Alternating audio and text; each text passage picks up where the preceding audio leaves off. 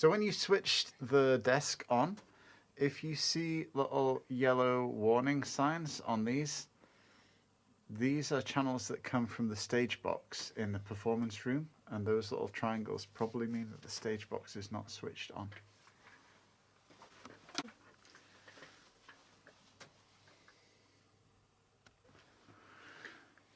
To sound check an instrument, you want the performer to be playing the particular instrument. Here I've got the demo sound playing on the keyboard.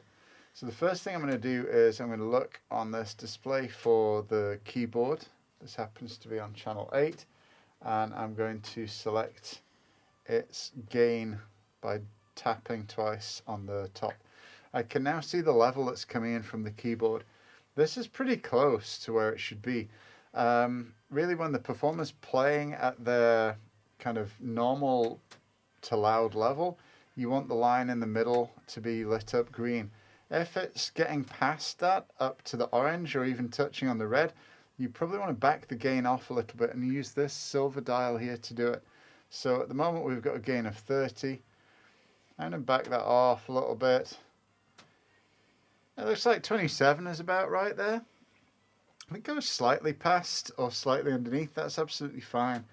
But you want to avoid clipping the sound. If it's clipped at this point, it's distorted. It will be distorted in your recording and you can't get that back. Once you're done with one channel, you can move on to the next one, either by going to Home and then choosing the next channel, or by using the select keys on the channels faders. Alright, on this digital desk we can see various different versions of the fader layouts. The auxiliary lights and the effects lights down the side, if none of those are lit up, then what you're looking at here is the main mix, probably the most important one. Channels that you want the computer to hear, you want your performers to be able to hear in their headphones, you want the stream, for example, to hear, they have to be switched on. So you can see where the light with on written on it, where that's lit up, that channel is on. Where the light is not lit up, then these channels are off. It's important that the ones that you want to hear are on. If you switch something off here, so I just turn the drum kit off, now the stream doesn't get the drum kit, the headphone monitoring doesn't get the drum kit. That's a pretty big disaster. So the channels that you're using need to be on the main mix. The positions of the faders on the main mix, they don't make any difference at all to what your audience hears or what the performers hear in their headphones. One that you may forget about here and you probably want to be on is channel 17. That's the talkback microphone. That's this one here. That needs to be on but not faded up so that you can speak to the performers through their headphones. So when you're setting the mix that you want your performers to hear in their headphones, on the way that our school desk is set up, you want to press aux 9 and 10, and you probably saw the faders moved. What they've done is they've recalled where they were last night when we had a band playing in here. So the positions of these faders determine how much of each channel the band hear in their headphones.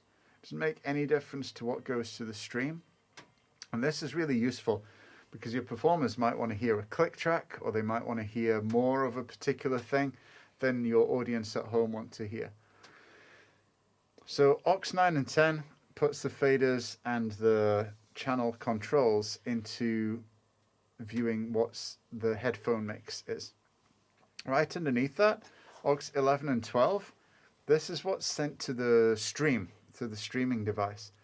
So with this, you can see at the moment, none of the channels are actually switched on. So even if we had a band playing some beautiful music in here, the stream would not be getting any of it because all of the channels being sent to the stream are switched off. If I wanted to start to hear some of these in the stream, I'd have to switch them on, and then I'd also have to adjust their faders so that the mix, the combination of those different instruments is pleasing. It sounds good. Oh, last thing. Once you've done with the aux settings, if you tap the one that's flashing, it takes you back to the main mix.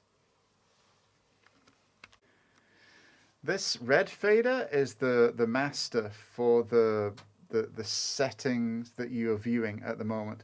So again, when none of these are lit up, you probably remember that you're looking at the main mix. So this is now the master volume for the main mix. Its position doesn't make any difference to what the computer hears, but obviously it needs to be switched on. If you switch that off, then you'll not get any sound at all. When you have aux 9 and 10, which is the headphone mix, this is the overall volume being sent to the headphones. So if the performers say that just the overall volume of sound in their headphones is too low for all of them, you can push this up a little bit. If the overall volume is too high, you can bring it down a little bit. But also on the headphone amp, each performer's got their own volume control, so they can vary it between themselves. Lastly, on aux 1112, this fader shows the overall level that's being sent to the stream. Very important, you set this, and all the time you're looking at the little flashing lights outputs here. The flashing light shouldn't be going above the minus 20 dB where there's two little arrows pointing to it, to avoid the stream being clipped at the mixer in the main room. Okay.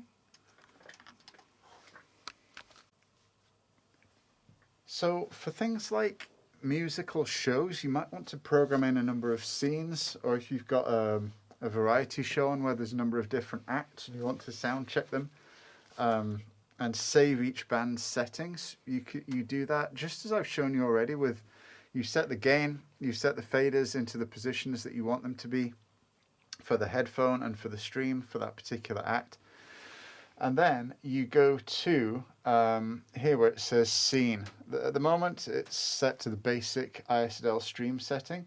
So when you've got the desk set how you want, you click on here. You can then choose an empty slot. Please don't write over the slots we've got already. So once you've got an empty slot, you can hit store and it will ask you for a name. Try and give a sensible name. Maybe if you're a teaching member of staff, put your initials in there, then we know who it belongs to. So I'm going to put demo IC May 21 in here. I'm going to hit OK. It asks me, are you sure you want to store it? And now that's saved. I can now go on and sound check for the next big musical number or the next band, and I can change all the settings of all the different mixes, the positions of the faders, the gains on different channels. Any setting I want I can change. So let's do that very quickly. So I'm going to go into here, I'm going to change the gain on a bunch of these channels. I'm going to switch a couple of things off and move the faders around. Once I've got my next set of configurations done, again I press scene, I find another free slot and I'd hit store, give this a sensible name, so I'm going to call it -B. Okay, am I sure I want to save it? Yes. What I can do now then is I can recall the previous settings. So if I go to the settings I want to recall and I hit the recall button, everything, so you didn't see that in the camera shot, but the faders moved, the channels changed themselves on and off, the gain adjusted back to how it was before. And so now I can go into here and I can change back to previously stored settings as much as I want. So on the desk as well, there's 16 outputs, and you can decide what signals are being sent to which of those outputs. It's kind of a useful troubleshooting to know. So on the touch screen, if you want to see where the outputs are being sent, you press on the gear icon and you choose Omni Out, and that shows us now the status of the outputs. So you can see along the bottom here we've got 1 through to 8 and here 9 through to 16. These correspond to the physical output plugs at the back of the computer. We can see, for example, the main mix of stereo left and right is being sent out of 15 and 16. That's because in our studio we have the studio monitors plugged into 15 and 16. We can see if here on output 9 and 10 we've got aux mix 9 and 10 is being sent. That's how the sound gets to the headphone amp. On Omni output 11 and 12, we've got aux 11 and 12. This is how sound gets to the streaming device. Now, if we want to change that, let's say I want to have the headphone mix coming out of 1516, I would choose 15. And then from this menu above, I can decide what I want to hear. So I want to hear aux 9. Okay. And coming out of output 16, I want to hear aux 10. Okay. So now, coming out of output 15 and 16 is no longer the main stereo mix, it's the headphone mix. If I wanted to switch these outputs off, again, I could choose them and choose none and none. Now no sound is being sent out of those sockets. And if somebody else has done this or something like it, you can drive yourself balmy with the faders, trying to figure out why you're not getting any sound. So this is, like I say, useful troubleshooting. Make sure that the output you're expecting to be routed is being sent to the output sockets that you have speakers connected to.